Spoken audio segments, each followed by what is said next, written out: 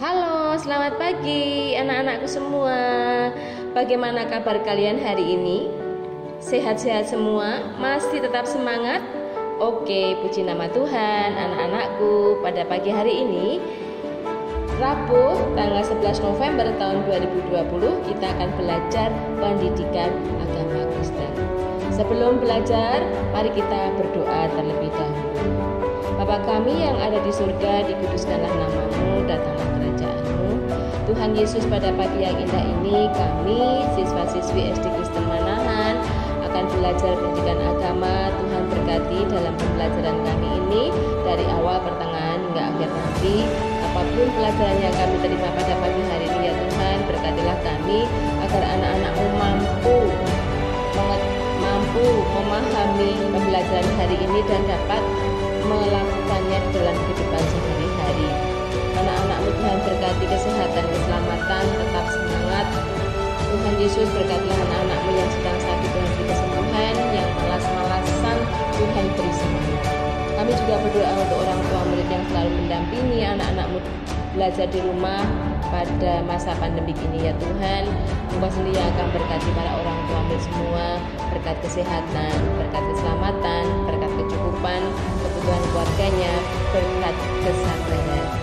Tuhan, banyak sekali yang akan kami mohon mengingat kelemahan dan kekurangan hati kami. Apapun yang belum sempat kami mohon berguna dalam kehidupan kami, Tuhan Yesus, dalam belajar kami hari ini, kami serahkan penuh dalam tangan kasih karunia-Mu dari awal, pertengahan hingga akhir nanti. Anak-anak belajar hari ini Tuhan akan selalu menyertai. Tuhan Yesus, ampuni dosa dan kesalahan kami. Doa yang tiada sempurna ini Tuhan kami mohon dalam nama Putra-Mu yang tunggal, Tuhan kami Yesus Kristus. Terima kasih Tuhan, kami sudah datang berdoa dan mengucap syukur. Amin. Anak-anakku, pada pagi hari ini kita akan belajar pendidikan agama Kristen pembelajaran 7, yaitu Allah pencipta keragaman fauna. KD 3.1, memahami contoh tanggung jawab dalam memelihara flora dan fauna di sekitarnya. Tujuan pembelajaran hari ini anak-anak adalah 1. Menyebutkan hewan membutuhkan tumbuhan. 2. Menyebutkan tanggung jawab manusia dalam memelihara fauna. Anak-anak, apa artinya fauna? Fauna artinya dunia hewan. Tuhan menciptakan binatang dalam 2 kali penciptaan, yaitu yang pertama adalah hari kelima. Tuhan menciptakan binatang yang hidup di air dan binatang yang hidup di udara. Yang kedua kali yaitu hari ke-6. Tuhan menciptakan binatang yang hidup di darat. Anak-anakku, manusia diciptakan segambar dan serupa dengan Allah, sebagai ciptaan yang mulia dibandingkan dengan ciptaan yang lain.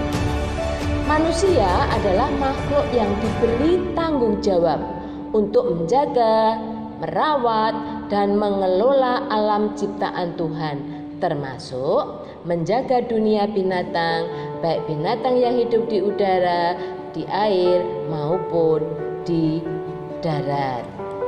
Anak-anak, macam-macam bentuk binatang.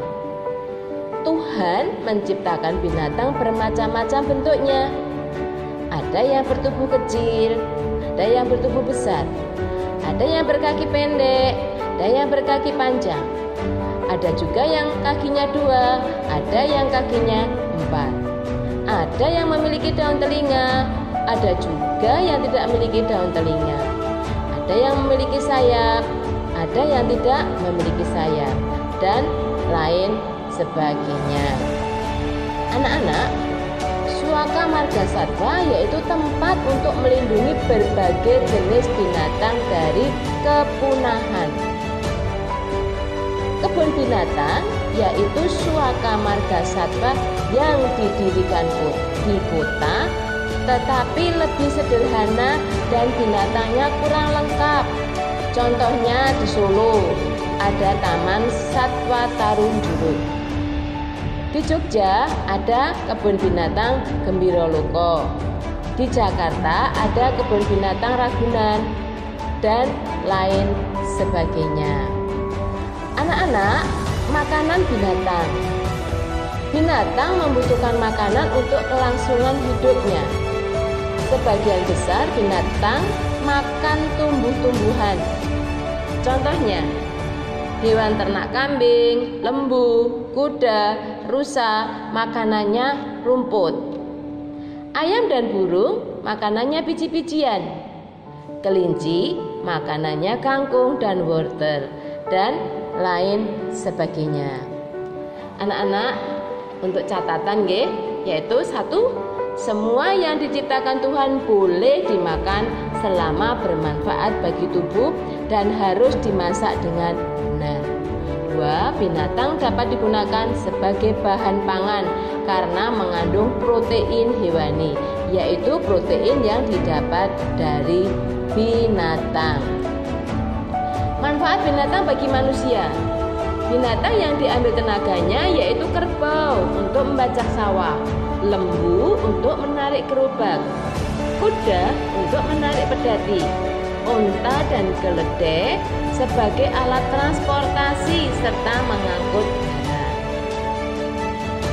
Binatang untuk menjaga rumah dari pencuri, yaitu anjing dan jenis burung tertentu. Untuk menjaga rumah dari tikus, yaitu kucing. Anak-anak, sumber makanan manusia. Sumber makanan manusia yang berupa tumbuhan dan binatang harus dijaga dan dipelihara supaya hidup terus berlangsung. Dengan cara meningkatkan bidang pertanian, bidang peternakan, dan bidang perikanan, dan menanggulangi penyakit pada hewan, hama pada tumbuhan. Anak-anak, yang perlu kita ingat, yang perlu diingat yaitu Mazmur 36 ayat 6-8. Raja Daud bersyukur kepada Tuhan karena Tuhan telah menyelamatkan manusia dan binatang. Mazmur 104 ayat 10-25. Raja Daud memuji kebesaran Tuhan atas pemeliharaan yang diberikan Tuhan kepada semua binatang yang diciptakannya.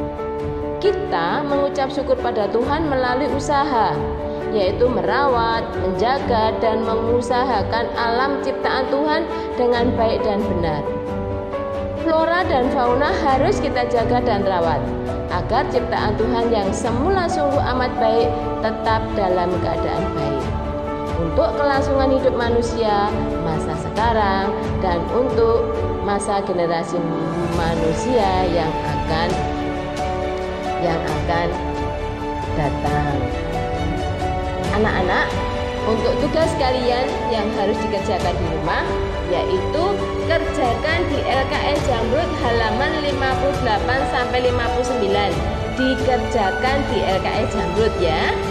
Tugas kedua yaitu gambarlah satu binatang yang berguna bagi manusia beserta manfaatnya bagi manusia.